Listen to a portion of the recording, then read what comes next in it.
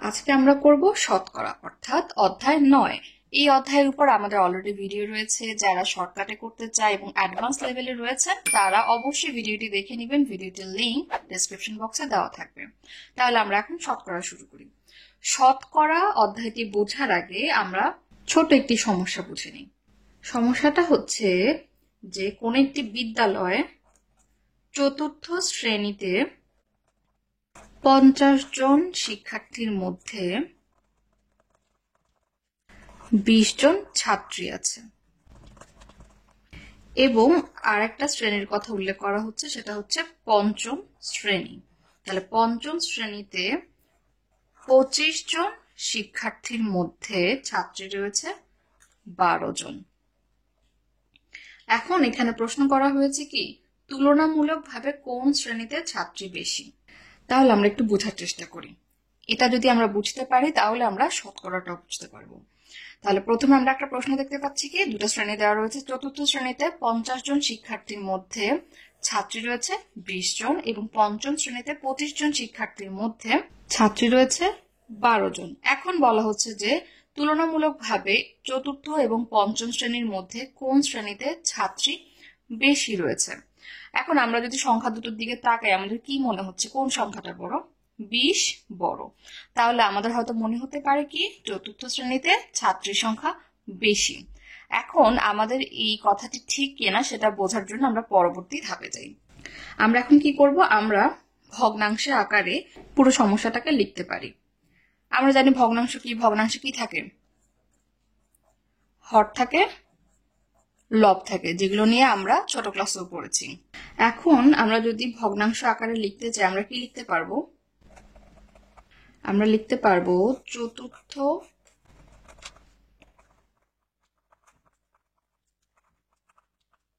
আমরা ভগ্নাংশ আকারে কিভাবে লিখলাম যে চতুর্থ শ্রেণীতে মোট শিক্ষার্থীর মধ্যে এত অংশ ছাত্রী। এটা কিভাবে লিখলাম? আমরা কি পড়েছিলাম ভগ্নাংশ অধ্যায়গুলোতে? ধরলাম যে এখানে একটা রুটি রয়েছে, আমরা সেটাকে 4 ভাগ করলাম। এখন সেটাকে আমরা ভগ্নাংশ আকারে কিভাবে লিখি? যতটা ভাগ রয়েছে অর্থাৎ মোট ভাগ কয়টি? 1টি 2টি 3টি 4টি। মোট সংখ্যাটা আমরা নিচে লিখি, হরে লিখি 4। এখান থেকে যদি আমরা দুটো অংশ নিই অর্থাৎ দুটো অংশ যদি আমি নিয়ে নিই তাহলে সেটা আমি কোথায় লিখি? উপরে লিখি। অর্থাৎ মোট অংশ নিচে লিখি এবং মোট থেকে যতটুকু নিই সেটা উপরে লিখি, লবে লিখি। আমরা জানি ভগ্নাংশ এইভাবে লিখতে হয়। এখানে আমরা সেটাই করলাম। চতুর্থ শ্রেণীতে মোট শিক্ষার্থী কতজন ছিল? 50 জন।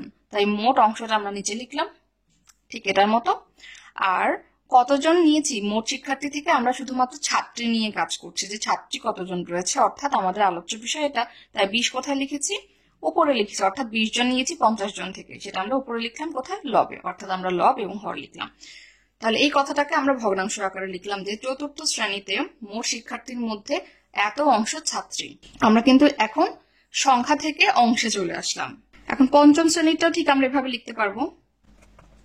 পঞ্চম শ্রেণীতে মোট শিক্ষার্থীর মধ্যে কতজন ছাত্রী? আমরা যদি সংখ্যা থেকে অংশে নিয়ে যাই কি লিখবো? মোট শিক্ষার্থী ছিল 25 মোট শিক্ষার্থী থেকে আমরা 12 জন ছাত্রী নিয়ে কথা বলছি, তাই সেটা উপরে চলে যাবে। তাহলে অংশে আমরা কত পেলাম? 25 ভাগের 12 অংশ ছাত্রী। এখন এই ভগ্নাংশে কেন আনলাম? আমরা জানি কি? আমরা জানি ভগ্নাংশের তুলনা কিভাবে করে। আমরা তুলনা করার জন্যই আসলে ভগ্নাংশে নিয়ে আসলাম। আমরা জানি ভগ্নাংশে তুলনা করার জন্য সমহর বিশিষ্ট ভগ্নাংশে রূপান্তর করতে হয়। সমহর মানে কি?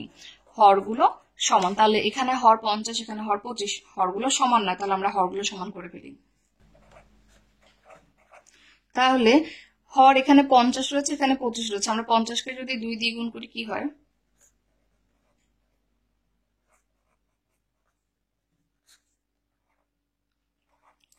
100 হয়। এবং আমরা এটাও জানি কোন একটি ভগ্নাংশের যদি আমরা হরকে যে সংখ্যা দিয়ে গুণ করব লবকেও ঠিক সেই সংখ্যা দিয়ে গুণ করতে হবে। যে কোনো একটাকে আমরা গুণ করতে পারবো না, তাই এখানেও আমরা করলাম 40। এখন এখানে চলে যাই। তাহলে সমহর করার জন্য আমার 25কে কত দিয়ে গুণ করতে হবে? অর্থাৎ 100 বানাবো আমি। 4 দিয়ে গুণ করলে সেটা কি হয়ে যাচ্ছে? 100 হয়ে যাচ্ছে। যেহেতু আমরা 4 দিয়ে গুণ করেছি উপরে আমাদের অর্থাৎ লবকেও 4 দিয়ে গুণ করতে হবে। এখানে কত হবে? 4 × 48। এখন আমরা কি জানি দোনোটা হয়ে গেল কি সমহর বিশিষ্ট ভগ্নাংশ, হরগুলো সমান। এখন সমহর বিশিষ্ট ভগ্নাংশ আমরা কেন করি? তুলনা করার জন্য। আমরা কি জানি? সমহর বিশিষ্ট ভগ্নাংশে যার লব বড় সেই ভগ্নাংশটি বড়। তাহলে এখানে 40 বড় না 48 বড়? আমরা যদি লবের দিকে তাকাই আমরা দেখতে পাচ্ছি কি 48 হচ্ছে বড়, তার মানে এই ভগ্নাংশটি হচ্ছে বড়। এখন এটা কোথা থেকে পেয়েছিলাম আমরা? 25/12। 25/12 কোথায় ছিল? পঞ্চম শ্রেণীতে মোট শিক্ষার্থীর 25/12 অংশ ছাত্রী ছিল। তার মানে আমরা বুঝতে পারছি যে এই ভগ্নাংশটি বড়, যেটা পঞ্চম শ্রেণীতে ছাত্রীর অংশ। অর্থাৎ আমরা বুঝতে পারছি তুলনা করার মাধ্যমে যে পঞ্চম শ্রেণীতেই তুলনামূলকভাবে পঞ্চম শ্রেণীতে ছাত্রী সংখ্যা বেশি। আমরা তুলনা করে এটা বের করলাম, কিন্তু প্রথম দেখা আমরা কি বলেছিলাম? যেহেতু 20 বড়, আমরা বলেছিলাম কি চতুর্থ শ্রেণীতেই মনে হয় ছাত্রী সংখ্যা বেশি। কিন্তু যখন আমরা সেটাকে ভগ্নাংশে নিয়ে আসলাম, অর্থাৎ অনুপাতের মাধ্যমে প্রকাশ করলাম, অনুপাত কি এক ধরনের ভগ্নাংশ, তখন আমরা দেখতে পারলাম কি পঞ্চম শ্রেণীতে ছাত্রী সংখ্যা বেশি। এখন এত কিছু কেন করলাম? কেননা আমরা শতকরার যে সংজ্ঞাটা এখন পড়বো, যদি এটা বুঝে থাকি আমরা শতকরার সংজ্ঞাটাও বুঝে যাব। তাহলে আমরা শতকরা বলতে কি বুঝি?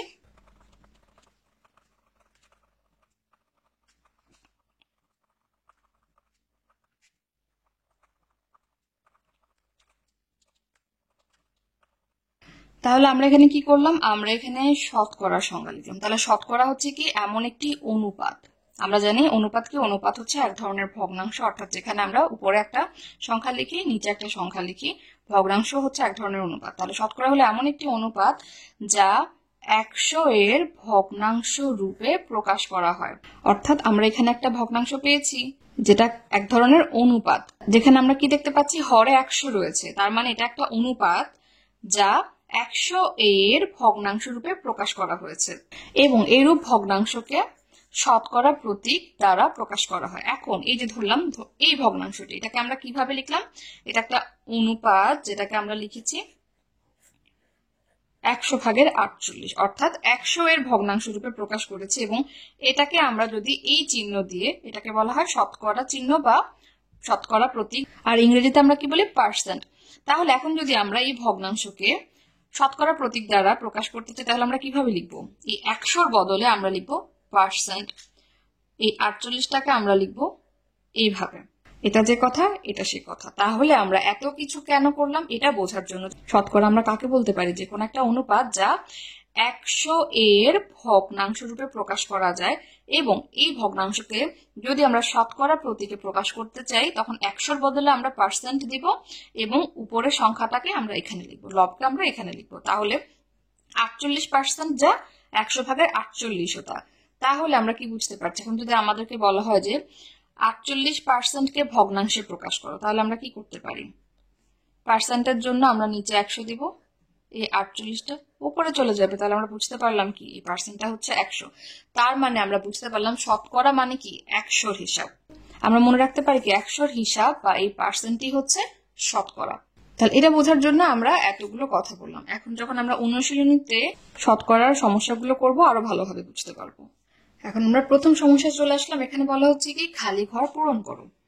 প্রথম সমস্যা হচ্ছে 12 জন লোক 20 জন লোকের খালি ঘর পার্সেন্ট। তার মানে প্রশ্ন হচ্ছে যে 12 জন লোক 20 জন লোকের কত পার্সেন্ট। একটু বোঝার চেষ্টা করি। আমাদেরকে বলা হচ্ছে কি মোট লোক সংখ্যা কত? 20 জন। এখন বলা হচ্ছে যে 20 জন অর্থাৎ মোট লোকের মধ্যে 12 জন লোককে আমরা পার্সেন্ট হিসাবে যদি প্রকাশ করতে চাই, অর্থাৎ শতকরায় যদি প্রকাশ করতে চাই, তাহলে সেই সংখ্যাটা কত হবে? তাহলে আমরা একটু আগেই বলেছিলাম যে যদি আমরা মোট সংখ্যা দেখি এবং সেখান থেকে কতজন লোক নিয়ে কাজ করতে হবে, আমরা কিভাবে লিখতে পারি সেটাকে? মোট লোক 20, বের করতে হবে কার? 12 জন লোক 20 জন লোকের কত পার্সেন্ট, অর্থাৎ আমাদের 12 জন লোক নিয়ে কাজ করতে হবে। তাই আমরা উপরে লিখি কি 12, যদি আমরা ভগ্নাংশ আকারে প্রকাশ করি। তাহলে আমরা এটা কি ভগ্নাংশ আকারে লিখলাম, এবং এটার সাথে আমরা কি করতে পারি? 100 গুণ করে দিতে পারি। তাহলে আমরা এটা কি করলাম? আমরা হচ্ছে মোট যতজন রয়েছে সেটা নিচে লিখলাম, এবং যতজন নিয়ে আমরা কাজ করছি সেটা আমরা উপরে লিখলাম। এটার সাথে গুণ করলাম কি 100%। কেন 100% গুণ করলাম? কেননা আমাদের পার্সেন্টে হিসাব করতে হবে, শতকরায় হিসাব করতে হবে। এটা হচ্ছে একটা সূত্র। এখন এটা কিভাবে এসেছে যদি আমরা বলি, তাহলে আমরা এখানে বড় করে লিখি। আমরা একটু আগে বলেছি কি শতকরা মানেই হচ্ছে কি 100তে হিসাব, তাই এখানে মোট লোক হচ্ছে কত, 20 জন। তাহলে আমরা বলতে পারি কি 20 জনের মধ্যে কতজন নিয়ে কাজ করছি, 12 জন। তাহলে একজনের মধ্যে কত হবে, আমরা জানি কম, তাহলে ভাগ হয়ে যাচ্ছে 20 কি নিচে। সুতরাং আমাদের এটার মূল লক্ষ্য কি, 100-র মধ্যে বের করব, কেননা আমরা জানি শতকরা মানে 100। 100-র মধ্যে অর্থাৎ 100 লোকের মধ্যে কত হবে সেটা 20, 12, 100 যেহেতু 1 থেকে বেশি, তাহলে এখন গুণ এতজন। আমরা কি দেখতে পাচ্ছি, 20 ভাগের 12, 20 ভাগের 12, 100 গুণ আকারে রয়েছে, 100 গুণ আকারে রয়েছে। তাহলে আমরা বুঝতে পারছি যেটা কোথা থেকে আসলো। আমরা যদি এভাবে ভেঙে ভেঙে করি তাহলে এরকম আসে, আর যদি আমরা ডিরেক্ট এই লাইন থেকে এই লাইন করে ফেলতে পারি তাহলে আমরা বুঝতে পারছি যে কিভাবে আসলো। এখন যদি আমরা এখানে হিসাবটা করি কি হবে, আমরা 0 0 কাটতে পারি, 2 দিয়ে 10-কে ভাগ করলে কত হয়, 5 2 10। এখন নিচে আর কিছু নেই, নিচে কিছু নেই মানে কি, হরে আর কিছু নেই। এখানে তো আমরা জানি 100-র নিচে হর হচ্ছে 1। লব কি রয়েছে, 12 গুণ 5, তাহলে 5 12 60, বা আমরা এভাবে ভেঙে ভেঙেও লিখতে পারি 5 12 60%। এখানে হিসাব করলে আমরা কি পাবো, 60 পাবো, 60% পাচ্ছি। তাহলে আমাদের উত্তর কত হবে, 60%। তার মানে কি বোঝানো হচ্ছে, যে মোট 20 জন লোকের মধ্যে আমরা যদি 12 জন নিয়ে কাজ করি, সেই 20 জনের মধ্যে এই 12 জনটা কত পার্সেন্ট হয়, 60% হয়।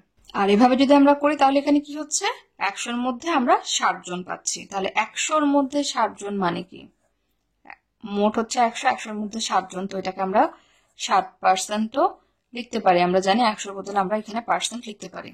তাহলে পরের সমস্যা কি বলা হয়েছে, 300 টাকার 150% হলো খালি ঘর টাকা, অর্থাৎ কত টাকা। এখন আমরা একটু আগেরটার সাথে যদি খেয়াল করি, আমরা কি দেখতে পাচ্ছি, আগেরটায় কিন্তু সংখ্যা দেওয়া ছিল, পার্সেন্টেজ আকারে বা শতকরাতে আমরা প্রকাশ করেছি। এখানে কিন্তু শতকরাতেই দেওয়া রয়েছে, অর্থাৎ পার্সেন্টেই দেওয়া রয়েছে। বলা হয়েছে যে 300 টাকার এত পার্সেন্ট কত টাকা। এই প্রশ্নটা যদি এভাবে করতো যে 300 টাকার 60 টাকা কত পার্সেন্ট, তখন এরকম হয়ে যেত না, তখন আমাদের মোট হতো 300। তাহলে আমরা তখন কি করতাম, তখন আমরা 300 নিচে লিখতাম 300 টাকার 60 টাকা কত পার্সেন্ট, পার্সেন্টটা নিতে হতো দেখে আমরা এটার মতো কি করতাম, 100% দিয়ে গুণ করে দিতাম। বিষয়টা হতো এরকম আগেরটার মতো। কিন্তু এখন 300 টাকার মধ্যে কত টাকা সেটাই আমাদেরকে বের করতে হবে, পার্সেন্টেজটা দেওয়া রয়েছে, অর্থাৎ শতকরার হিসাবে দেওয়া রয়েছে। তাহলে এরকম ক্ষেত্রে আমরা কি করব, 300 টাকার 150%কে আমরা কিভাবে লিখবো, আমরা লিখবো 300 এর 100 ভাগের 150। এখন এটা আমরা কি কোথা থেকে লিখলাম, এই যে 300 মোট টাকাটা আমরা লিখলাম, এত টাকার এত মানে হচ্ছে কি, এই যে টাকার একটা র রয়েছে, এটার মানে হচ্ছে এটার সাথে এটার এর সম্পর্ক, অর্থাৎ গুণের সম্পর্ক। তাই আমরা কি লিখলাম, 300 এর 100 ভাগের 150। 150%কে যে এভাবে লেখা যায় এটা তো আমরা ইতিমধ্যে জেনে গিয়েছি। আমরা জানি যে পার্সেন্ট দেখলে ভগ্নাংশ আকারে লিখতে গেলে আমরা কি করব, নিচে হয়ে যাবে 100 আর উপরে সেই সংখ্যাটা বসে যাবে। তাহলে 300 এর 100 ভাগের 150 টাকা। এখন আমরা এখানে ক্যালকুলেশন করব। আমরা কি করতে পারি, এর মানে গুণের সম্পর্ক জানি, তাহলে আমাদের এখানে 0 0 কেটে দিলাম। 5 দিয়ে যদি ভাগ করি, 5 দুগুণে 10, 3 5 15। 2 দিয়ে যদি এটাকে ভাগ করে কি হয়, 15 দুগুণে 30, আর 0 বসে গেল। তাহলে আমাদের হরে কিছু নেই, লবে কত রয়েছে, 150 এর 3 মানে 150 গুণ 3। তাহলে 150-কে যদি আমরা 3 দিয়ে গুণ করি, রাখে গুণ করলে কি পাবো, 3 0 0, 3 5 15, আর 5 হাতে থাকে 1, 3 1 3, আর 1 4। তাহলে আমরা কি পাচ্ছি, এটা 350-এর অর্থাৎ 350 টাকার এত পার্সেন্ট হচ্ছে 450 টাকা। তাহলে আমরা দুইভাবেই কিন্তু সমস্যাটা সমাধান করলাম, অর্থাৎ এইভাবে দেওয়া থাকলে কেমন হবে আমরা দেখলাম, এবং যদি পার্সেন্ট দেওয়া থাকে সেক্ষেত্রে আমরা কি করব সেটাও বুঝলাম। এখন আমরা 3 নাম্বার সমস্যা কি দেখতে পাচ্ছি, এত গ্রামের 56% হলো 42 গ্রাম। অর্থাৎ সকল সমস্যাগুলোই একই, শুধুমাত্র কোথাও পার্সেন্ট দেওয়া থাকছে, কোথাও পার্সেন্ট দেওয়া থাকছে না, আবার এখানে কি দেওয়া নেই, মোট কত গ্রাম সেটা দেওয়া নেই। অর্থাৎ বলা হয়েছে কি যে এখানে একটা সংখ্যা হবে যে এত গ্রামের 56% হলো 42 গ্রাম। এতক্ষণ আমরা কি করেছি যে ধরলাম এখানে 500 গ্রাম রয়েছে, 500 গ্রামের 56% কত গ্রাম, এটা আমরা বের করেছি। অথবা বের করেছি কি, ধরলাম এটা যদি 500 হয়, 500 গ্রামের 42 গ্রাম কত পার্সেন্ট। এর আগের দুটো সমস্যা কিন্তু এরকম ছিল, একটাতে হচ্ছে যে এটা দেওয়া ছিল না, আরেকটাতে পার্সেন্টেজ দেওয়া ছিল না। কিন্তু এখন কি বলেছে, এখন বলেছে যে আমাদের মোট কত গ্রাম সেটা আমাদের বের করতে হবে, যে মোট কত গ্রামের 56% 42 গ্রাম হয়। তাহলে সূত্র একই, অর্থাৎ 2 নাম্বার সমস্যাটার মতোই। আমরা কি লিখবো, এখানে যেহেতু সংখ্যা দেওয়া নেই তাহলে আমরা এটাকে কি ধরে নিতে পারি, আমরা এটাকে ক ধরে নিতে পারি। অর্থাৎ কি একটা অজানা সংখ্যা, অজানা সংখ্যাকে আমরা ক খ গ ঘ বিভিন্ন অক্ষর দিয়ে ধরে নিতে পারি। তাহলে ধরলাম যে এখানে যে সংখ্যাটা হবে সেটা হচ্ছে ক। তাহলে আমরা এখন কিভাবে করেছিলাম 2 নাম্বার সমস্যায়, যে ক এর 56%, বা আমরা কি করেছিলাম, ক এর এই পার্সেন্টকে 100 লিখেছিলাম আর উপরে 56 লিখেছিলাম, অর্থাৎ এই লাইনটি করেছিলাম। সোজা করার জন্য আমরা এখানে এইভাবেই লিখি, যে ধরলাম যে হ্যাঁ যদি থাকতো 500 গ্রামের এত পার্সেন্ট কত, সেক্ষেত্রে আমরা কি করতাম, যে 500 গ্রামের মানে এটা এর মানেই কি, আমরা বলেছিলাম কি গুণের সম্পর্ক এটার সাথে।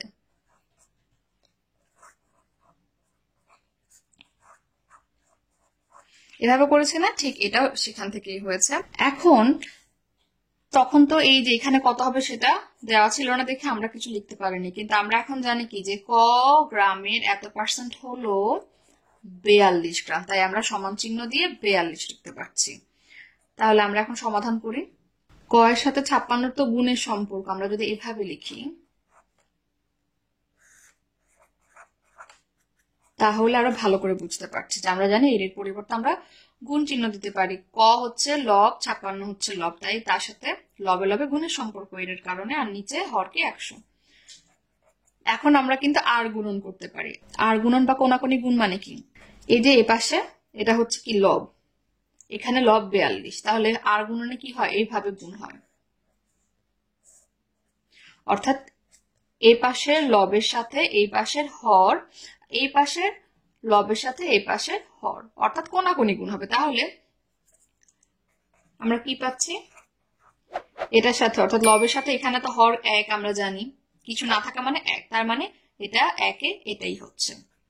আর এখানে 42 হচ্ছে লব, এটা হচ্ছে হর, তাহলে 42 এর সাথে 100 গুণ করলে কত হচ্ছে, দুটা শূন্য বেড়ে যাবে, 4200। বা আমরা এটাকে কিভাবে রাখতে পারি, 100 গুণ 42 এভাবেও রাখতে পারি, তাহলে আমাদের কাটাকাটি করতে সুবিধা হবে। আমরা এটা দেখানোর জন্য করেছি, আমরা এভাবেই রাখতে পারি 42 গুণ 100।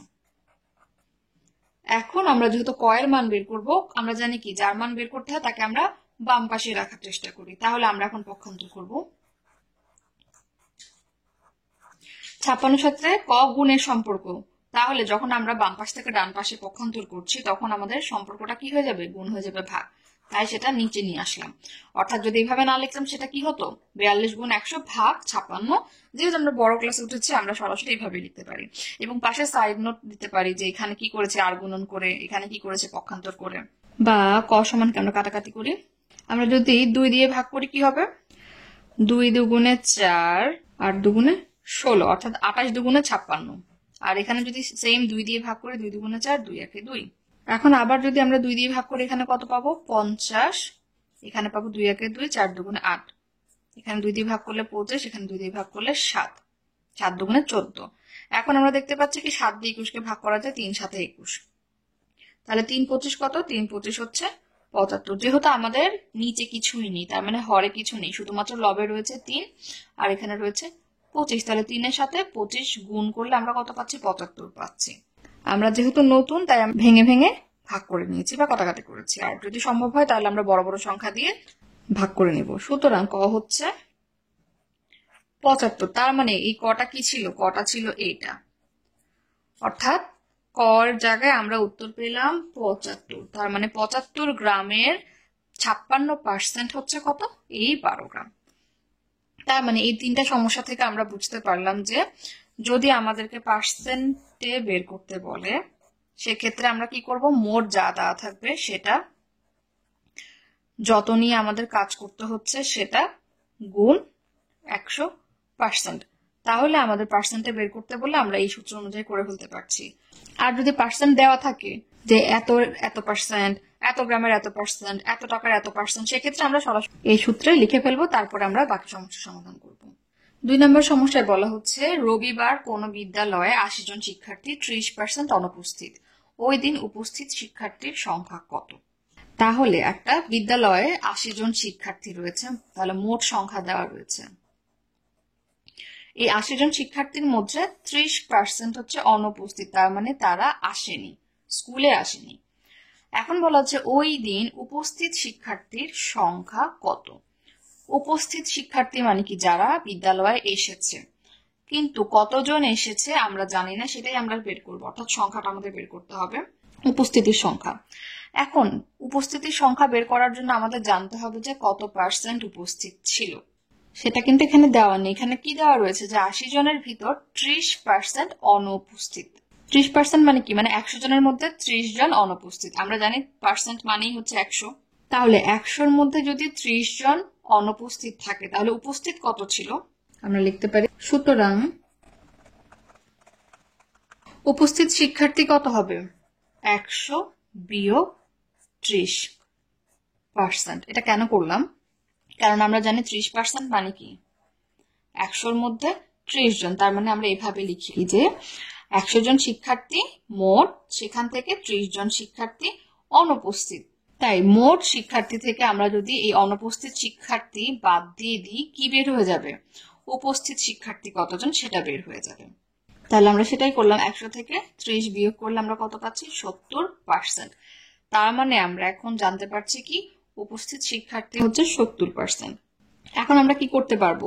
80 জন শিক্ষার্থীর মধ্যে 70% উপস্থিত, সুতরাং উপস্থিত শিক্ষার্থীর সংখ্যা আমরা বের করতে পারবো না। এখন আমাদের সমস্যাটা হয়ে গেল এরকম যে 80 জন শিক্ষার্থীর 70% উপস্থিত।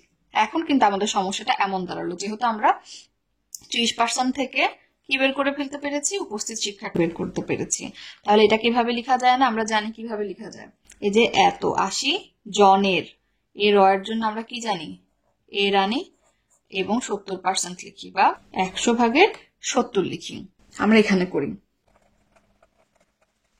সুতরাং উপস্থিত শিক্ষার্থী আমরা কি করবো? পার্সেন্ট থেকে এখন আমরা সংখ্যায় নিয়ে যাব। কিভাবে? আমরা জানি এই যে মোট হচ্ছে এখানে কত? 80, এত এর কত? 70%, বা আমরা এটাকে সরাসরি 100/70 লিখতে পারি। এত জন, যেহেতু আমরা সংখ্যায় নিচ্ছি, এই শূন্যর সাথে শূন্য কাটলাম, এই শূন্যর সাথে শূন্য কাটলাম, তাহলে নিচে আর কিছু রইল না। উপরে কত? 7 গুণ 8, তাহলে 7-8-এ 56 জন। আমরা আগের সমস্যাগুলো বুঝে থাকলে এটা কিন্তু বোঝা আমাদের সহজ হয়ে যাবে। তারপর আমরা আরেকভাবেও করতে পারি, সেটা হচ্ছে কি, এই যে উপস্থিত শিক্ষার্থী 70 জন, সেটা কত জনের মধ্যে 70 জন? 100 জন। যেহেতু পার্সেন্ট আছে, তার মানে কি এই পার্সেন্ট মানেই হচ্ছে 100। তাহলে 100 জনের মাঝে উপস্থিত কত? 70 জন। সুতরাং একজনের মাঝে উপস্থিত কতজন? কম, তার মানে ভাগ হয়ে যাচ্ছে। সুতরাং আমাদের জানতে চেয়েছে যে 80 জনের মধ্যে উপস্থিত কত, তাহলে 80 জনের মাঝে উপস্থিত হচ্ছে কত? এখন আবার বেশি হবে, তাই গুণের সম্পর্ক। তাহলে আমরা এখন যদি কাটাকাটি করি কি পাচ্ছি? 7-8-এ 56 জন। তাহলে আমরা এইভাবেও করতে পারি শর্টকাটে, অথবা আমরা এইভাবেও করতে পারি। তার মানে কি, আমাদের প্রথমে বুঝতে হবে যে সমস্যায় কি চাওয়া হয়েছে এবং সেখান থেকে উত্তর বের করার জন্য আমাদের মাঝে আর কোনো ধাপ আছে কিনা সেটা বুঝে নিতে হবে। এখন যদি বলতো যে 80 জন শিক্ষার্থীর মধ্যে 70% উপস্থিত, ওই দিন উপস্থিত শিক্ষার্থীর সংখ্যা কত, তাহলে কিন্তু আমাদের এই ধাপটা করতে হতো না, কেননা উপস্থিত কত পার্সেন্ট সেটা দেওয়া রয়েছে। সেই পার্সেন্ট থেকে আমরা সরাসরি এই লাইনটা লিখে উপস্থিতির পার্সেন্ট থেকে সংখ্যায় নিয়ে আসতে পারতাম।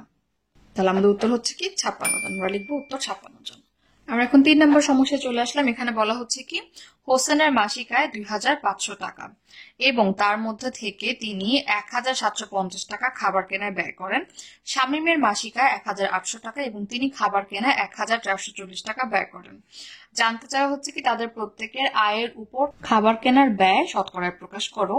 কে খাবার কেনায় আনুপাতিকভাবে বেশি টাকা ব্যয় করে? সমস্যাটা অনেক বড়, আমরা ভেঙে ভেঙে বুঝি। তাহলে এখানে দুজনের কথা বলা হয়েছে, একজন হচ্ছে হোসেন আর একজন হচ্ছে শামীম, দুজন ব্যক্তি। এখন হোসেনের মাসিক আয় হচ্ছে কত? 2,500 টাকা। তার মানে এটাই হচ্ছে তার মোট টাকা। তার কাছে সব মিলিয়ে এই 2,500 টাকাই আছে। এই 2,500 টাকা থেকে তিনি কি করেন? এত টাকা খাবারের পিছে ব্যয় করেন। এই যে তিনি খাবারের পিছে ব্যয় করেন সেটার পার্সেন্ট আমাদের বের করতে হবে, অর্থাৎ শতকরায় বের করতে হবে। কোথায়? এই যে তাদের প্রত্যেকের আয়ের উপর খাবার কেনার ব্যয়, আয়ের উপর, এটা হচ্ছে তার আয়, এই আয়ের উপর খাবার কেনার ব্যয়, এটা হচ্ছে খাবার কেনার ব্যয়, অর্থাৎ খাবারের পিছে কত টাকা ব্যয় করছেন। আয়ের উপর খাবার কেনার ব্যয় শতকরায় প্রকাশ করো, তার মানে কি পার্সেন্টে প্রকাশ করো। তাহলে এই ধরনের সমস্যা আমরা আগেই করেছি, শুধুমাত্র কি এখানে চেহারার পরিবর্তন। আমাদেরকে সোজাভাবে না লিখে এখানে অনেকগুলো কথা বলা হয়েছে, সেখান থেকে আমাদের বুঝে নিতে হবে আমাদের মোট টাকা কত, সেই মোট টাকা থেকে কত টাকার পার্সেন্ট করতে হবে সেটা বের করতে হচ্ছে। তার মানে কি আমরা যদি সূত্র অনুযায়ী বসাই কি হবে? হোসেনের ব্যয়, আমরা প্রথমে হোসেন নিয়ে কথা বলছি তাই আমরা হোসেনের সমস্যার সমাধান করে ফেলি আগে। ব্যয়ের শতকরা প্রকাশ করতে বলেছে তো তাই আমরা বললাম যে হোসেনের ব্যয়। তাহলে সূত্র অনুযায়ী কি হবে? পার্সেন্ট বের করার সূত্র কি? মোট সংখ্যাটা আমরা কোথায় লিখি? নিচে লিখি। এবং যার পার্সেন্ট বের করতে বলা হয়েছে বা যাকে নিয়ে কাজ করতে বলা হয়েছে সেটা আমরা উপরে লিখি, লবে লিখি, লিখে ফেললাম। যেহেতু পার্সেন্টে বের করতে বলা হয়েছে তার মানে কি ইনটু, অর্থাৎ গুণ 100%, অর্থাৎ একদম সোজা। তাহলে এখান থেকে আমরা কি করতে পারি? সমাধান করতে পারি। এখন কিভাবে? আমরা শূন্য শূন্য কেটে দিই, একটা শূন্য জন্য একটা শূন্য কেটে দিলাম, ছোট করে ফেললাম। এখন আমরা 5 দিয়ে ভাগ করি, 5 5 25, 5 দিয়ে যদি এটাকে ভাগ করি কি হয়? 3 5 15, 17 থেকে 15 বিয়োগ গেলে থাকে 3। তাহলে পাশের অঙ্ক নামলো 5, 5 সাথে 35, এই শূন্যটা বসে গেল। আমরা না পারলে কি করব? এইভাবে করে এই যে 5 দিয়ে, এই যে 5 দিয়ে এটাকে আমরা ভাগ করতে পারি এইভাবে। 3 5 15, বিয়োগ করলে থাকে 3, ভাগ যায় না তাই পাশের অঙ্ক নামালাম, 5 সাথে 35, শূন্য নামলো, শূন্য শূন্য। মুখে মুখে করতে পারলে আরো ভালো, আমরা চেষ্টা করবো মুখে মুখে ভাগগুলো করে ফেলা। তাহলে 370, এই যে সূত্রের পার্সেন্ট সেটা যাতে দিতে না ভুলি। তার মানে আমাদের সমস্যার অনেকটুকু এগিয়ে গেল, সমাধান আমরা কিছুটা করে ফেলেছি। তাদের প্রত্যেকের বলতে আমরা আগে হোসেনের বের করেছি, ঠিক একইভাবে আমরা কারটা বের করবো? শামীমেরটা। শামীমের মাসিক আয় এত টাকা, তার মানে তার এটাই মোট টাকা, তিনি যা আয় করেন তাই তো তার মোট টাকা। এই মোট টাকা থেকে তিনি খাবারের পিছে ব্যয় করছেন এত টাকা। এই ব্যয়ের শতকরায় আমাদের বের করতে হবে এটার মতো। তাহলে আমাদের মোট টাকা হচ্ছে 1,800, সেই জন্য আমরা নিচে বসিয়ে দিলাম। কার পার্সেন্ট বের করব? এই টাকাটা, তাহলে এটা আমরা উপরে বসিয়ে দিলাম। আর যেহেতু পার্সেন্ট বা শতকরার প্রকাশ করব তাহলে 100% নিয়ে আসলাম। এখন আমরা হিসাব করি, 0 0 0 0 কাটা, 2 দিয়ে ভাগ করলে কত? 9 2 18, আর এখানে 2 দিয়ে ভাগ করলে 7 2 14, 4 নামালাম, 2 2 4, তারপরে 0 বসিয়ে দিলাম। এখন 9 দিয়ে আবার ভাগ যাচ্ছে, 8 9 72, আর 0 বসে গেল। আমরা কিন্তু এগুলো সব পাশাপাশি ভাগ করে করে দেখাবো। তাহলে আমাদের উত্তর কত রইল? এই যে 80%। আমরা দেখতে পাচ্ছি কি আমরা কিন্তু এখানে এই ভাগটা আমাদের রয়ে গেছে, এখানে ভাগ করা হয়নি। আমরা যদি 5 দিয়ে ভাগ করি, 5 সাথে 35, 7 থেকে 5 গুলা থাকে 2, 4 5 20, অর্থাৎ আমাদের উত্তর আসছে 74%। আমরা অর্ধেক না করে পরেরটাতে চলে গিয়েছিলাম। তাহলে আমরা কত পাচ্ছি? হোসেনের ব্যয় হচ্ছে 74%, শামীমের ব্যয় হচ্ছে 80%। তাহলে আমাদের 1 নাম্বারটা শেষ। এখন 2 নম্বরে বলা হচ্ছে কে খাবার কেনায় আনুপাতিকভাবে বেশি টাকা ব্যয় করে। তাহলে আমরা দেখতেই পাচ্ছি যে হোসেনের ব্যয় হচ্ছে এই যে 74% আর শামীমের ব্যয় হচ্ছে কি 80%। তাহলে কার সংখ্যাটা বড়? 80% বড়।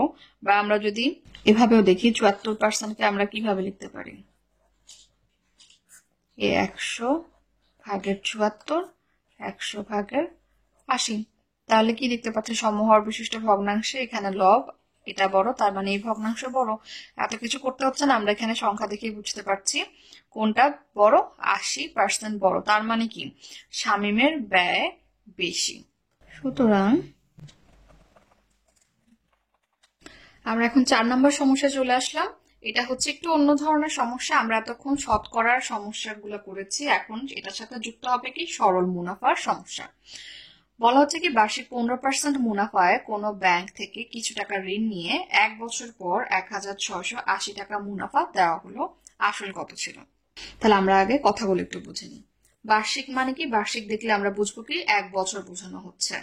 এখানে বলা হচ্ছে কি বার্ষিক 15% মুনাফায় কোনো ব্যাংক থেকে কিছু টাকা ঋণ নেওয়া হয়েছে, কিছু টাকা ব্যাংক থেকে ধার নেওয়া হয়েছে। এই যে ব্যাংক থেকে কিছু টাকা নেওয়া হয়েছিল সেটাই হচ্ছে কি আসল, অর্থাৎ মূল টাকাটাকে আমরা বলবো আসল। 1 বছর পরে 1680 টাকা মুনাফা দেওয়া হলো। এই যে 1680 টাকা হচ্ছে কি মুনাফার পরিমাণ। মুনাফা মানে হচ্ছে যে আমার আসল যত টাকা ছিল সেটার উপর আমি প্রতি বছরে যে লাভটা করব সেটাই হচ্ছে আমার মুনাফা। অর্থাৎ আমি যদি ব্যাংক থেকে 5000 টাকা নিয়ে থাকি এবং ব্যাংক যদি আমাকে 15% বার্ষিক 15% মুনাফায় দিয়ে থাকে, বার্ষিক 15% মানে কি 1 বছরে 100 টাকায় মুনাফা হচ্ছে 15 টাকা। তার মানে আমরা 15% দেখেই তো বুঝতে পারছি যে হিসাবটা 100 টাকায়। তাহলে 100 টাকার মধ্যে আমাকে 15 টাকা মুনাফা দিতে হবে, এবং সেটা কয় বছরে? 1 বছরে, যেহেতু বার্ষিক দেওয়া রয়েছে। তাহলে এই যে আমি ব্যাংক থেকে 5000 টাকা নিলাম, এই 5000 টাকার প্রতি 100 টাকার মধ্যে আমি 15 টাকা ব্যাংককে এক্সট্রা বা বেশি দিব, সেটাই হচ্ছে মুনাফা। তার মানে আমি ধরলাম ব্যবসা করার জন্য 5000 টাকা ব্যাংক থেকে নিয়েছি, ব্যবসা করার পরে আমার কিছু লাভ হতে পারে, সেই লাভটাই আমি কত দিচ্ছি? 15% করে দিচ্ছি, সেটাকে বলা হচ্ছে কি মুনাফা। তাহলে আমরা বুঝে নিলাম কি মুনাফাকে এবং আসলকে। আসল হচ্ছে যে মেইন টাকাটা আমি ব্যাংক থেকে ধার নিলাম সেটাই হচ্ছে আমার আসল। এখন আমরা তো 1 বছর পরে, অর্থাৎ ব্যাংক থেকে টাকা নেওয়ার 1 বছর পরে এক্সট্রা টাকা আমি দিয়েছি প্রতি 100 টাকায় 15 টাকা করে, সেটা 1 বছর পরে কত হলো? 1680 টাকা হলো। কিন্তু এটা তো মুনাফার পরিমাণ, কিন্তু ব্যাংক থেকে আমি আসলে কত টাকা নিয়েছিলাম সেটা আমি জানি না। সেটা বের করার সূত্র কি? আমরা একটা সূত্র মুখস্থ রাখবো, মুনাফা সমান আসল গুণ মুনাফার হার ভাগ 100 গুণ সময়। তাহলে এটা হচ্ছে মেন সূত্র।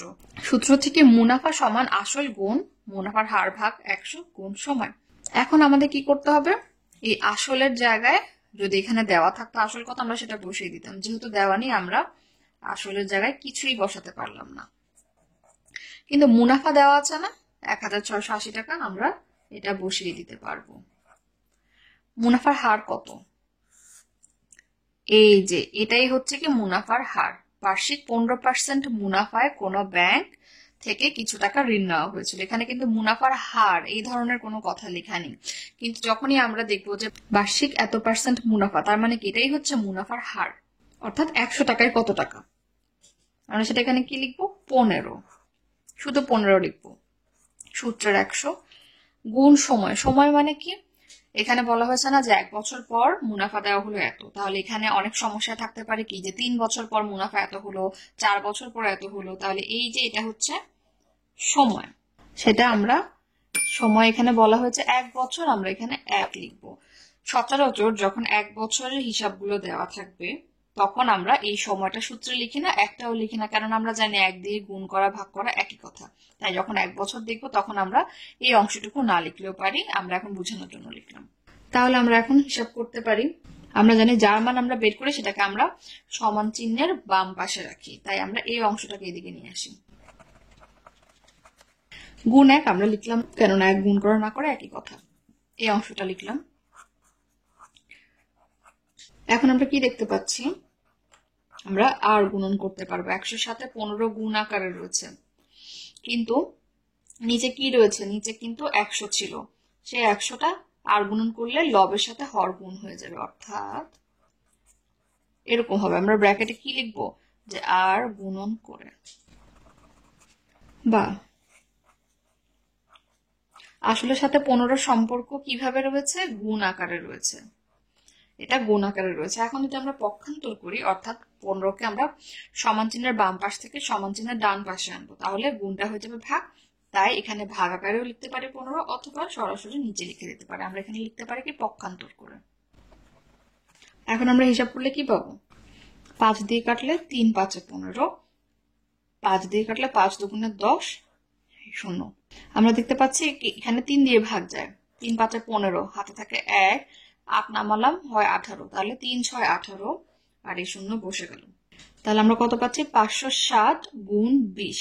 অর্থাৎ আমরা ভেঙে ভেঙেও লিখতে পারি 560 গুণ 20। তাহলে আমরা গুণ করি এখন। 6 দুগুণে 12, 2 হাতে থাকে 1, 5 দুগুণে 10, আর 1 হয় 11, এই দুটা শূন্য আমরা এখন বসিয়ে দিলাম। তাহলে আমরা এটা কত পাচ্ছি? এটা আমরা পাচ্ছি আসল। তাহলে আসল হচ্ছে কত? 11,200 টাকা। আমরা এখানে লিখবো সুতরাং টাকা। তার মানে আমাদের উত্তর বের হয়ে আসলে আসল হচ্ছে 11,200 টাকা। আমি এই টাকাটাই ব্যাংক থেকে ঋণ করেছিলাম। আমি যখন 1 বছর পর ব্যাংকে ফেরত দিব, তখন আমাকে শুধু এই টাকা ফেরত দিলে হবে না, মূল টাকাটা ফেরত দিলে হবে না। কি করতে হবে? আসলের সাথে মুনাফাও ফেরত দিতে হবে। তাহলে আসল ছিল কত? আমাদের সমস্যা কিন্তু শেষ, আমরা জাস্ট এটা বোঝার জন্য করছি। এটা ছিল আমার আসল, আর মুনাফা 1 বছরে কত হয়েছিল? 1,680। তার মানে যোগ করলে যত হবে সেটাই আমার ব্যাংকে ফেরত দিতে হবে। তাহলে আমাদের উত্তর হচ্ছে এটা। আমরা 5 নম্বর সমস্যায় চলে আসলাম। এখানে বলা হচ্ছে কি ব্যাংক থেকে আসলের উপর বার্ষিক 8% মুনাফায় 5 বছরের জন্য 15,000 টাকা ঋণ দেওয়া হলো। 5 বছর পর মোট কত টাকা পরিশোধ করতে হবে? তাহলে আমরা আগে সমস্যাটা বুঝে নিই। আসলের উপর বার্ষিক 8% মুনাফায়, তার মানে কি 8% হচ্ছে মুনাফার হার,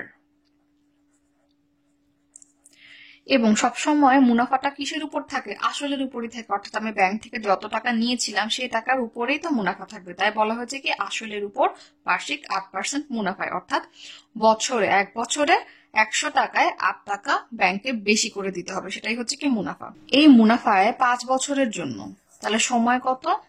5 বছর। 5 বছরের জন্য 15,000 টাকা ঋণ নেওয়া হলো। তাহলে ঋণ নেওয়া হলো কত? 15,000 টাকা। এটাই হচ্ছে আমার মূল টাকা, এটা হচ্ছে আমার আসল। এখন বলা হয়েছে যে 5 বছর পর মোট কত টাকা পরিশোধ করতে হবে। তাহলে মোট টাকা বলতে কি বোঝানো হয়েছে? আমরা জানি আমরা যখন ব্যাংক থেকে ঋণ নিয়েছিলাম সেটা অ্যামাউন্ট কত ছিল? টাকাটা ছিল 15,000 টাকা, সেটা হচ্ছে আমার আসল। কিন্তু 5 বছর পর আমি যখন টাকাটা ব্যাংকে ফেরত দিব, তখন কি আমি শুধু এই 15,000 টাকা দিলে হবে? হবে না। কেননা সেখানে মুনাফা ছিল 8% করে, অর্থাৎ প্রতি বছর আমার একটা মুনাফা আসতো, অর্থাৎ আসলের সাথে একটা এক্সট্রা অ্যামাউন্টও চলে আসতো। যখন আমি ব্যাংকে আমার আসল ফেরত দিব, তখন আসল ফেরত দিলে হবে না, আসলের সাথে যে মুনাফাগুলো এসেছে এই 5 বছরে সেটাও ফেরত দিতে হবে। তাহলে আমরা কি লিখতে পারি? দেওয়া আছে, যেটা আমরা আগের সমস্যা ভেঙে ভেঙে করিনি, আমরা এখানে ভেঙে ভেঙে করে নিতে পারি। অর্থাৎ দেওয়া আছে কি মুনাফার হার কত? 8%। সময় কত? 5 বছর। আসল কত? 15,000 টাকা। যা যা দেওয়া ছিল আমরা সব লিখে নিয়েছি। আমাদের এখন বের করতে হবে কি? আমাদের প্রথমে মুনাফা বের করে নিতে হবে, তাহলে সেটা আমরা আসলের সাথে যোগ করে দিয়ে মোট টাকা বের করে ফেলতে পারবো। এবং মুনাফা বের করার সূত্র আমরা জানি। এই ধরনের সমস্যার জন্য একটা সূত্র শিখতে হবে, সেটা হচ্ছে কি মুনাফা সমান আসল গুণ মুনাফার হার ভাগ 100 আর গুণ সময়। তাহলে মুনাফা তো বের করবো, তাহলে এটা বাম পাশেই থাক, আমরা বাকিগুলোর মান বসাবো। আসল কত? এই যে 15,000 গুণ মুনাফার হার কত? 8%। তাহলে আমরা 8 বসালাম, নিচে 100, আর সময় কত? 5। তাহলে আমরা একটা শূন্যের বদলে একটা শূন্য কাটলাম, আর একটার বদলে আর একটা কাটলাম, তাহলে নিচে আর কিছুই নেই। তার মানে আমরা কি পেয়েছি? এখান থেকে 150 গুণ 8 গুণ 5। তাহলে সবগুলো গুণ করলে আমরা কি পাবো? আমরা রাফে করতে পারি 15, 8-এর সাথে 5 গুণ করলে হয় 5-8 40, অর্থাৎ এরকম পাই। আমরা শূন্যগুলোকে আলাদা রেখে দিতেই পারি। আমরা গুণ করি, 4 5 বেশি শূন্য হাতে থাকে 2, 4 1 4 আর 2 যোগ করলে হয় 6। এখন আমরা এই দুটো শূন্য বসিয়ে দিলাম, তাহলে আমাদের উত্তর হচ্ছে কি 6000 টাকা। সুতরাং মুনাফা হচ্ছে 6000 টাকা। এখন আমরা কি করব, মোট টাকা পেতে হলে আমাদের আসলের সাথে মুনাফা যোগ করে দিতে হবে। তাহলে আমরা কি লিখবো, সুতরাং মোট টাকা আসল যোগ মুনাফা। তাহলে আসল কত ছিল, এই যে আমরা লিখেছি, যোগ মুনাফা হচ্ছে কত, 6000 টাকা। তাহলে যোগ করলে আমরা কত পাবো, 21000 টাকা। তাহলে আমরা কি দেখতে পাচ্ছি, 5 বছরে মুনাফা হয়েছে 6000 টাকা। তাই আমরা আসল 15,000-এর সাথে এই মুনাফা 6000 যোগ করলে টোটাল পাচ্ছি 21000 টাকা। সুতরাং আমরা উত্তর কি লিখবো, পরিশোধ করতে হবে 21000 টাকা। 6 নম্বর সমস্যায় বলা হচ্ছে ব্যাংক থেকে 50,000 টাকা ঋণ নিয়ে 8 বছর পর মোট 98,000 টাকা পরিশোধ করা হলো। আসলের উপর ব্যাংকের মুনাফার হার কত ছিল? তাহলে ঋণ নেওয়া হয়েছে কতটুকু, 50,000 টাকা। তার মানে আমার আসল হচ্ছে কত, 50,000 টাকা। এখন বলা হচ্ছে যে 8 বছর পর মোট এত টাকা পরিশোধ করা হলো, অর্থাৎ ব্যাংকে ফেরত দেওয়া হয়েছে মোট টাকা কত, এত।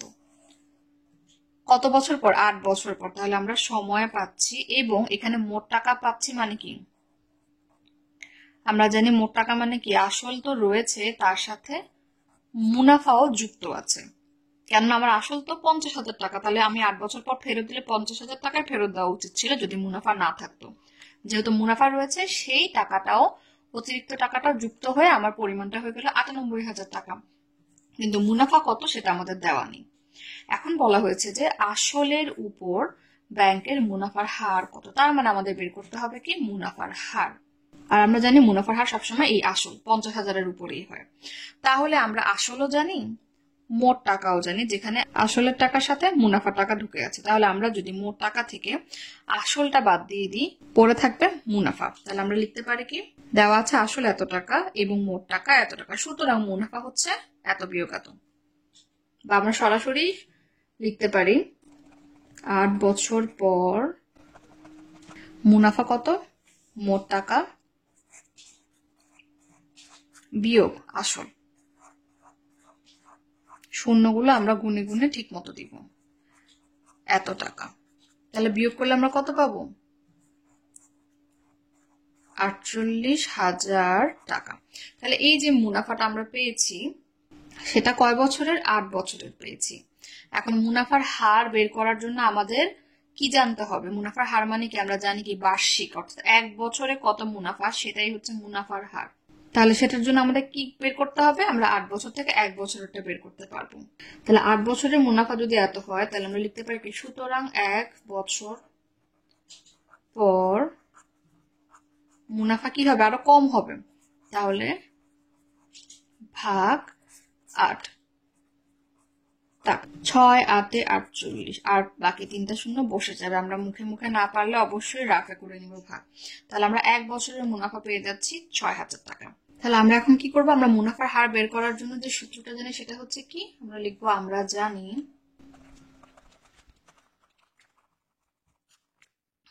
আমরা এখানে কি করব, সময় লিখবো না, কারণ আমরা জানি আমরা এখানে 1 বছর হিসাব করছি, কেননা আমরা মুনাফাটা কিসের দিব, 1 বছর দিব। তাই এখানে সময় লিখে সেখানে 1 দেওয়া আর না দেওয়া একই কথা। তাহলে আমরা এখন মানগুলো বসিয়ে দিই।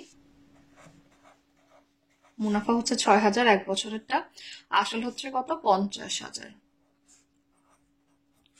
মুনাফার হার আমরা জানি না, আর সূত্রের 100 বসে গেল। তাহলে আমরা যেহেতু আমরা জানি যার মান আমরা বের করি সেটা হচ্ছে সমান চিহ্নের বাম পাশে রাখি, তাই এটাকে আমরা বাম পাশে নিয়ে আসতে পারি। তাহলে আমরা এখন কি করতে পারি, কোনাকুনি গুণ করে দিতে পারি, বা সরাসরি লিখতে পারি মুনাফার হার সমান, অর্থাৎ এই যে কোনাকুনি গুণ করলাম লবের সাথে হর, 6,000 গুণ 100 ভাগ 5,000। তাহলে এটা কোথা থেকে আসলো, এই যে মুনাফার হার এটার সাথে 50,000-এর গুণের সম্পর্ক, সেটা যখন আমরা পক্ষান্তর করলাম সমান চিহ্নের বাম পাশে নিয়ে আসলাম, তখন সেটা কি হয়ে গেল, ভাগ হয়ে গেল। অর্থাৎ আমরা যদি ভেঙে করি তখন ব্যাপারটা হবে এমন, 50,000 ইন্টু মুনাফার হার গুণ সময় যদি দিতাম সেক্ষেত্রে আমরা 1 লিখতাম, সমান হচ্ছে কি 6,000 গুণ 100। তারপর সেখান থেকে আমরা মুনাফার হারটা রাখলাম, এটাকে ভাগ আকারে লিখলাম। তাহলে আমরা এখন কাটাকাটি করি।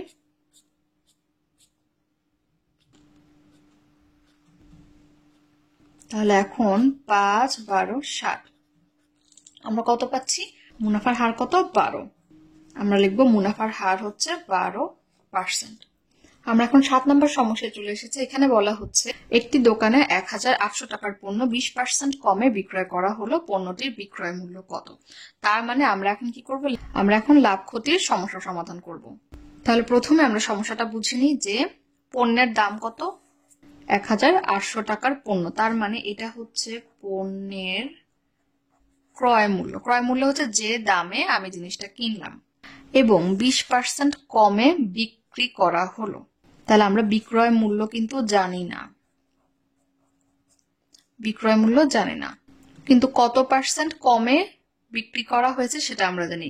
এত পার্সেন্ট কমে বিক্রি করা মানে কি, এত তার ক্ষতি হয়েছে, তিনি যে দামে কিনেছেন সে দামে বিক্রি করতে পারেনি, তার থেকে কম দামে বিক্রি করেছেন, তাহলে তার ক্ষতি হয়েছে। এখন বলা হচ্ছে পণ্যটির বিক্রয় মূল্য কত, আমাদের বের করতে হবে। তাহলে বিক্রয় মূল্য জানার আগে আমরা কি করতে পারি, তাহলে এটার জন্য আমাদের কি করতে হবে, এইখানে চলে আসতে হবে। তাহলে আমাদেরকে 20% কমে বিক্রি করলে ক্রয় মূল্য 100 হলে বিক্রয় মূল্য কত সেটা জানতে হবে। অর্থাৎ আমরা লিখতে পারি 20% কমে 20% কমে ক্রয় মূল্য 100 টাকা হলে বিক্রয় মূল্য কত, 100 বিয়োগ 20 টাকা। তাহলে এই লাইনটা আমরা কেন লিখলাম, 20% মানেই তো হচ্ছে 100 টাকায় 20 টাকা কম। তাহলে এখানে ক্রয় মূল্য যদি আমার 100 টাকা হয়ে থাকে, 100 টাকায় ক্রয় মূল্য হলে বিক্রয় মূল্য আমি 20 টাকা কমে বিক্রি করেছি, তাই আমি 100 থেকে এই 20 বিয়োগ করে দিলাম, তাহলে কত হচ্ছে 80 টাকা। তাহলে আমি এখন বুঝে গেলাম যে 20% ক্ষতি হলে আমার যদি ক্রয় মূল্য 100 টাকা হয়, বিক্রয় মূল্য কত, 80 টাকা।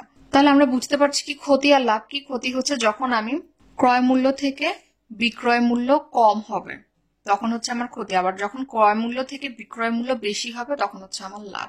আমরা এখন পরবর্তী স্টেপে যাই। তাহলে আমরা পরবর্তী স্টেপ কিভাবে করতে পারি, ঐকিক নিয়মে করতে পারি। কিভাবে, আমরা লিখতে পারি,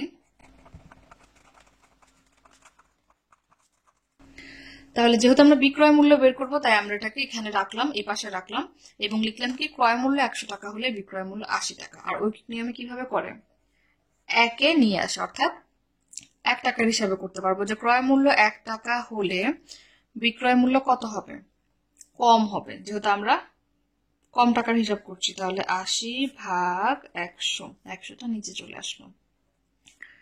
সুতরাং ক্রয় মূল্য যদি 1,800 টাকা হয় তখন বিক্রয় মূল্য কত হবে, 1 থেকে 1,800 বেশি, তাহলে এটা এখন গুণ হয়ে যাবে। তাই আমরা ঐকিক নিয়মে করলে খুব সহজেই বিষয়টা বুঝতে পারছি। এখন যদি আমরা ইকুয়েশন করি, 0 0 কেটে দিলাম, নিচে কিছু রইলো না, উপরে কি থাকলো, 18 গুণ 8। তাহলে 18 সাথে 80 গুণ করলে আমরা পাচ্ছি কত, 1,440 টাকা। তার মানে আমরা পেয়ে যাচ্ছি যখন আমাদের ক্রয় মূল্য এত টাকা হবে আমাদের বিক্রয় মূল্য কত হবে, এত। তাহলে আমাদের উত্তর হচ্ছে 1,440 টাকা।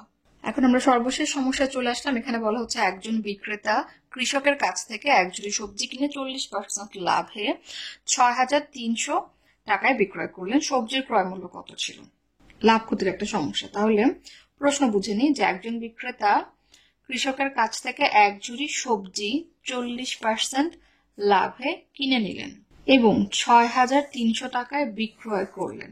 তাহলে এই বিক্রেতা কৃষকের কাছ থেকে কত টাকায় কিনেছে সেটা আমরা জানি না, কিন্তু কত টাকায় বিক্রি করেছেন সেটা কেনার পর সেটা আমরা জানি, সেটা হচ্ছে কত, 6,300 টাকা। এটাই হচ্ছে আমাদের বিক্রয় মূল্য। এখন আমাদের বলা হয়েছে কি সবজির ক্রয় মূল্য কত, অর্থাৎ সবজি কত টাকায় কিনেছিলেন সেটা আমাদের বের করতে হবে। তাহলে কিভাবে বের করব, আমাদের ক্লু দেওয়া আছে এখানে যে তিনি কত টাকায় কিনেছেন আমরা জানি না, কিন্তু তিনি কত পার্সেন্ট লাভ করেছেন সেটা আমরা জানি। 40% লাভে কিনেছেন। 40% মানে কি, যে ক্রয় মূল্য 100 টাকা হলে বিক্রয় মূল্য কত? 140 টাকা। আমরা এখানে লিখতে পারি যে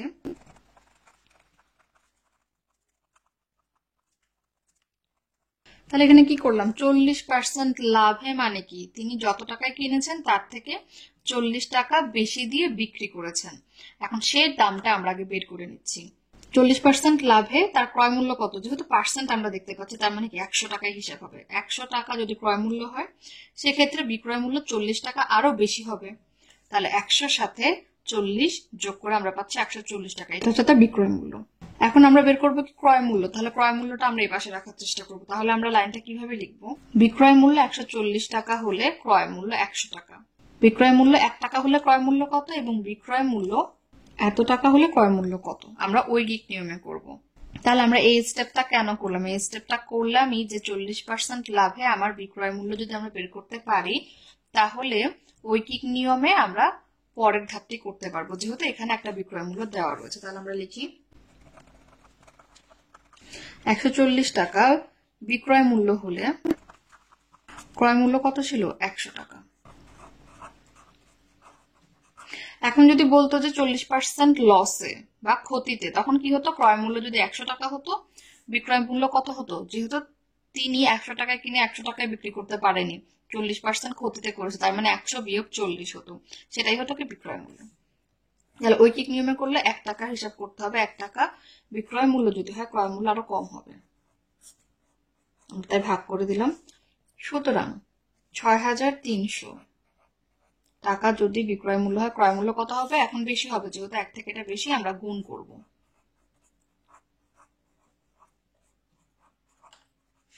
এখন আমরা যদি কাটাকাটি করি, 0 0 বাদ গেলে 7 দিয়ে ভাগ করলে 7 দুগুণে 14, আর এখানে 7 নং 63 আর এই 0 বসে গেল। এখন 100 কে 2 দিয়ে ভাগ করলে আমরা পাই 50, তাহলে 5 নং 45 আর এই দুটো 0 বসে গেল।